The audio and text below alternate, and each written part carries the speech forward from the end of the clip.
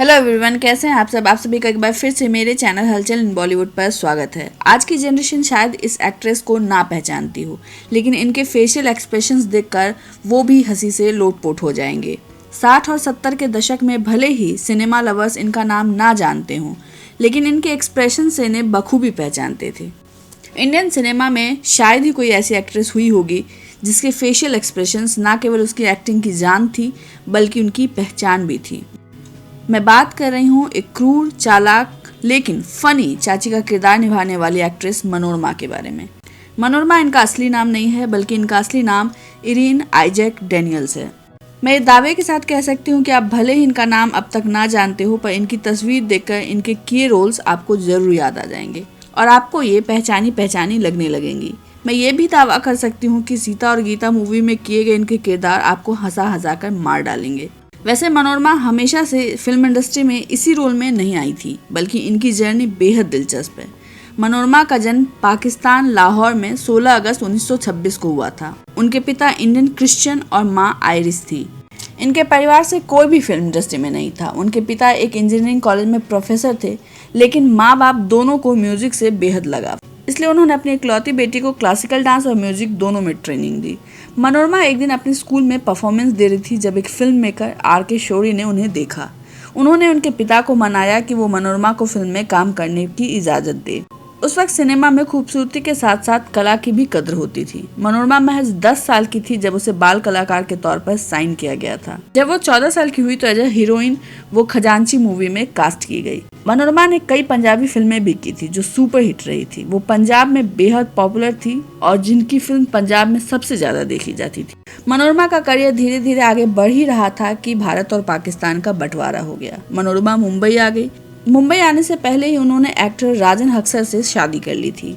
दोनों मुंबई आकर बस गए, पर यहाँ मनोरमा को रोल ढूंढने में स्ट्रगल करना पड़ा। वो एक जानी मानी एक्ट्रेस थी, पर यहाँ पर उनका काम नहीं बन पा रहा था।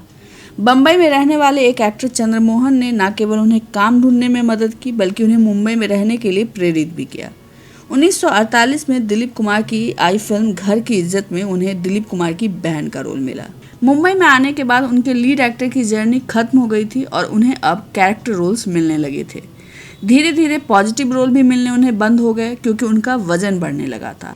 अब उन्हें चाची, सास, आंटी इन सब के नेगेटिव रोल्स मिलने लगे। पर मनोरमा ने उन कैरेक्टर्स में नेगेटिविटी और क्रूरैलिटी के साथ साथ अपने एक्सप्रेशंस के जरिए कॉमेडी का भी तड़का लगाना शुरू कर दिया। मनोरमा का एक फलसफा था कि अगर एक फ्रेम में आप बहुत सारे एक्टर्स के साथ खड़े हैं और आपको उसमें फोकस ना किया जा रहा हो, तो भी आप शांति से ऐसे ऐसे एक्सप्रेशंस दीजिए कि ना चाहकर भी लोग आपको इग्नोर ना कर पाएं और फोकस ऑटोमेटिक आप पर आ जाए।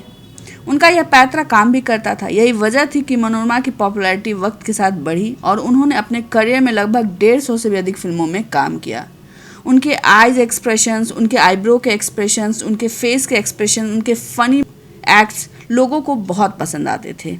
उन्होंने लगभग 6 दशकों तक लोगों को एंटरटेन किया। सीता और गीता, महबूब की मेहंदी, बॉम्बे टू गोवा, एक फूल दो माली कुछ ऐसी फिल्में हैं जिससे उन्हें कॉमिक विलन का तमगा मिला।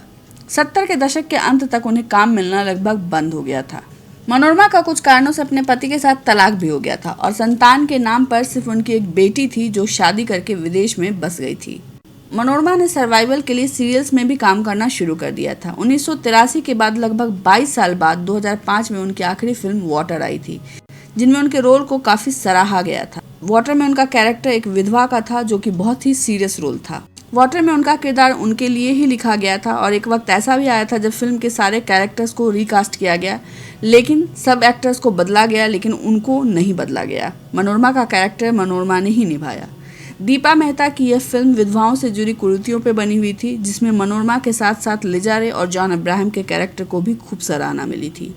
मनोरमा का आखिरी समय बहुत ही तकलीफ दे था। उन्हें काम मिलना बंद हो गया था। उन्हें कभी किसी अवार्ड शो या फंक्शन में कोई रिकग्नाइजेशन नहीं मिला था और ना ही इंडस्ट्री ने उनके बुरे वक्त में उन्हें याद रखा था।